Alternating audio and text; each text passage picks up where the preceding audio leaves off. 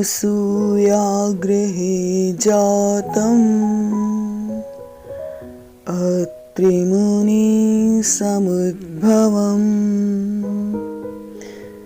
विरक्तं योगिभिर्ज्ञेयम् श्रीदत्तात्रेय नमस्तुते। दिगंबरं तनुश्रेष्ठं ब्रह्मचार्यव्रते स्थितं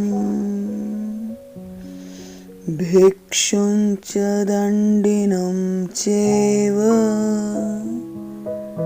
श्रीदत्तात्रेय नमस्तुते। श्रीदत्तात्रेय नमस्तुते। श्री दत्तात्रेय महाराज की जय। पिछले भाग में हमने जाना सोमकांत पाषाण का दृष्टांत और आज हम जानेंगे समुद्र का दृष्टांत। जीवों के प्रयत्नों के अनुसार ही ईश्वर उन्हें दान देते हैं, अर्थात अपने पूर्व जन्म के अधिकार के अनुसार जीव जैसा जैसा प्रयत्न करता है वैसे ही ईश्वर उन्हें दातृत्व करते हैं, जैसे समुद्र के दृष्टांत में बताया गया है। कुछ लोग समुद्र से कुछ वस्तुएं प्राप्त करने के लिए परिश्रम करने जाते हैं। वहां जाने के बाद कुछ लोग समुद्र में कौड़ियां देखते हैं। वे कौड़ियों को थैलों में भर लेते हैं और उन कौड़ियों से संतुष्ट होकर अपने घर वापस लौट जाते हैं। कुछ लोग यह सोचते हैं कि यह समुद्र है और समुद्र में माणिक मोती भी होते हैं। इस आशा से वे समुद्र में आगे बढ़ते हैं और कठिन परिश्रम करके माणिक मोती प्राप्त करते हैं। उन माणिक मोतियों को प्राप्त कर वे संतुष्ट होकर वापस चले जाते हैं। कुछ एक कहते हैं कि यह अगाध समुद्र है, इसमें अमूल्य रत्नों के भंडार भरे हुए हैं। यह निश्चय कर वे लोग वहीं पर रुक जाते हैं। वे लोग समुद्र में विद्यमान अमूल्य रत्नों को प्राप्त करने का कठिन प्रयत्न करते हैं और उन अमूल्य रत्नों को प्राप्त कर अपने गांव में लौट आते हैं। स्वस्थान पर आकर वे लोग राजा से मिलकर उसे अमूल्य रत्नों के विषय में बताते हैं। उन रत्नों की परीक्षा करने के लिए राजा गांव के जोहरियों को बुलवाता है।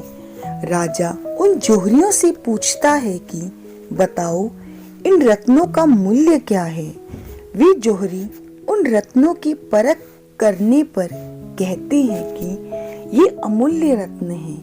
यदि कोई जोहरी इन रत्नों का मूल्य लगाता है तो उसकी जीभ को कोढ़ हो जाएगा या उसकी जीभ झड़ जाएगी। तात्पर्य है कि ये अमूल्य रत्न हैं। इन अमूल्य रत्नों को देखकर वहां उपस्थित लोग उन परिश्रम करने वाले लोगों को नाना प्रकार के पुरस्कार भेंट करते हैं। पुरस्कार से प्राप्त धन से वे उनके जीवन का निर्वाह आरंभ हो जाता है और उनके अमूल्य रत्न वैसे ही उनके पास पड़े रहते हैं। जिन लोगों ने कम प्रयत्न करके कौड़ियां और माणिक मोती प्राप्त किए थे उनके वे सब कुछ समय के बाद समाप्त हो जाता है। वैसे ही सिद्धांत पक्ष में परमेश्वर के सन्निधान में निवास करने वाले कुछ लोग देवताओं की शिल्प विद्या से ही प्रसन्न हो जाते हैं। दूसरे प्रकार के लोग परमेश्वर से स्थूल विद्या प्राप्त कर प्रसन्न हो जाते हैं। कुछ विवेकी लोग कहते हैं कि यह साक्षात सर्व सामर्थ्य परमेश्वर है, यह सब कुछ दे सकते हैं। परमेश्वर के पास अमूल्य ब्रह्म विद्या है।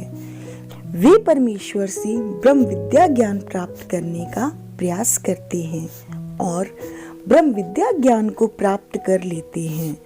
अमूल्य ब्रह्म विद्या ज्ञान को प्राप्त कर तदनुसार आचरण करके वे जीव जन्म मरण के चक्र से छूटकर ब्रह्म साक्षात्कार और ब्रह्म अनुभूति का अनुभव करते हैं। सारांश यह है कि इस दृष्टांत के अनुसार समुद्र में विद्यमान वस्तुओं को प्राप्त करने के लिए अनेक लोग जाते हैं।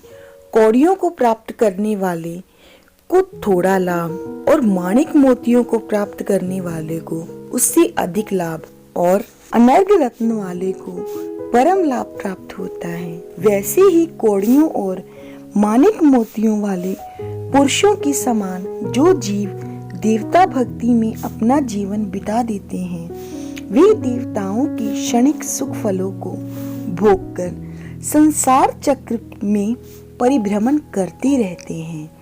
इसके अतिरिक्त अनर्घ रत्न वाले पुरुषों के समान जो जीव परमेश्वर की ब्रह्म विद्या ज्ञान को प्राप्त कर लेते हैं, वह ब्रह्मानंद का आस्वादन करते हैं। आज के लिए केवल इतना ही।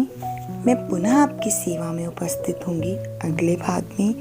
तब तक के लिए सादर दंडवत प्रणाम। जय श्री कृष्ण।